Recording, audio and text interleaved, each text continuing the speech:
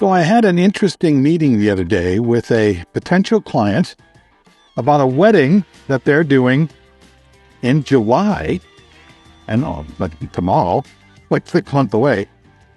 And I thought I would talk about it a little bit. Hi, I'm Bill. This is Creative License. Thanks again for being a part of my little dog and pony show.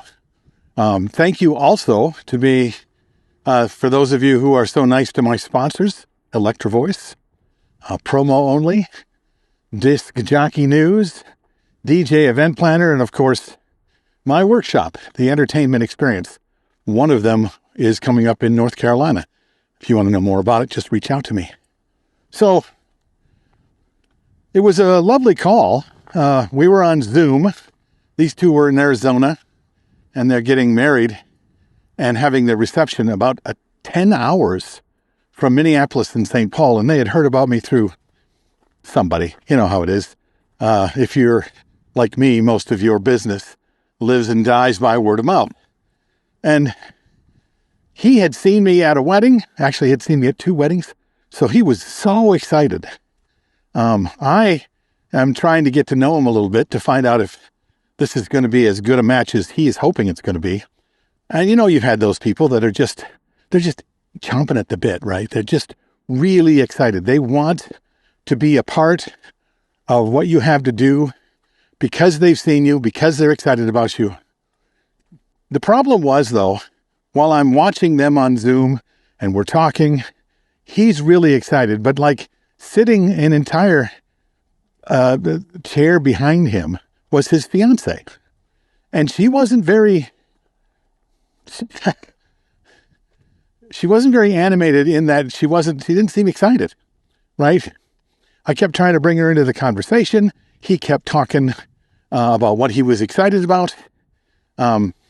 She, in fact, was or is from another country, another culture.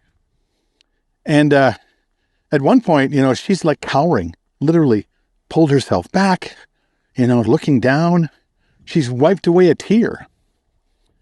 So what I did, instead of close, because it would have been easy to close with this gentleman with, you know, his money ready to be spent, is I stopped and I said, let me talk to you for a little bit.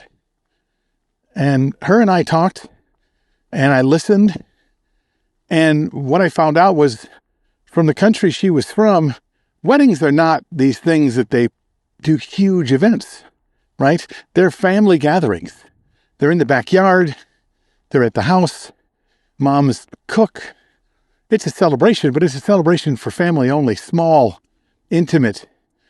So the idea of doing something that she thought of as American, because they are looking at having almost 700 people at this wedding. And all she could think about was how this wasn't anything like what she remembered growing up in the country she was from. In fact, I could see that with every idea that came up, she was getting smaller and quieter. And when it finally came out, she was just overwhelmed by the idea that she had to do this thing that she had zero idea about. She had to be a part of this event that had, it seemingly, nothing to do with her.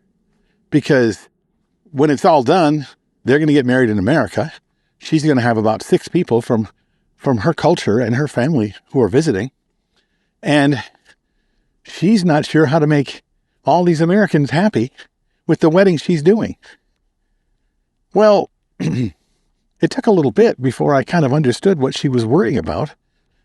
I told her just what I'm telling you, almost word for word. This is what I see. This is what it looks like you're going through. And she nodded and she teared up a little more and she smiled and thanked me for noticing. And then I said, you know, weddings are not designed so that you have to spend a lot of money on things that you don't really care about. You know that, right? I mean, none of the things in the wedding are things you have to do unless you get married in the church, and the church has rules, right?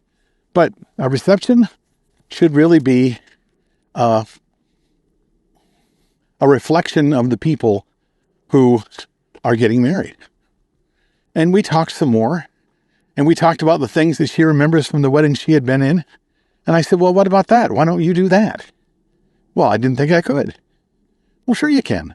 You could add this. You could add that. We can create this. We can create that. It is the two of you. And the two of you come from very different places. And you found a way to coexist because of who you guys are, even though you've come from two very different places. This whole celebration should be about that. Not just you're showing up and smiling at a wedding that you're not sure you really are excited about. Now, I could tell that that the groom hadn't had this conversation with her,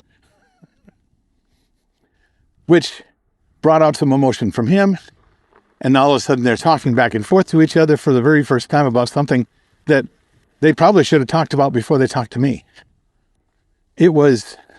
Now, have they hired me yet? No. Are they gonna? I don't know. I literally only need to have a certain amount of events a year. But I really wanted to be sure that I want to be sure that the people I work with are excited about creating something for themselves, for each other. Not to hire me and have me try to figure something out. Okay, I can figure out something for people that are really excited about having something figured out for them, that are willing to share, that are willing to put themselves and their love of each other, their culture, their families, their friends into their celebration. That's what I want to do. And that's what I told them. I'll tell you, I don't know when this airs, I may have booked it. I don't know. But what I do know is if they do, I know I can work for them. Because by the end of the call, they were both laughing. We're both having fun. We're all enjoying each other's company and excited about the future of their wedding and reception. And if they don't, I gave something to them that they didn't think was possible. And one of the things about weddings is that we, as entertainers, create the impossible. Everybody else in weddings create what you've already seen. When you can create something that people haven't seen, when you can share with them something that matters to them, if you can listen long enough to hear what's really going on, then you have a real connection. And a connection is what I'm going for. Do I sell everybody I sit with? No, but I certainly do connect. What do you think of this? Tell me what you think of it in the comments below. I'm okay if you disagree. Many of you would have sold that person in the first 10 minutes. I could have. Anyway, I'm not making an argument here. I'm just saying, look how I did it. This is what I did, and this is what I enjoyed about it. I'm Bill. This is Creative License, and I will see you next week.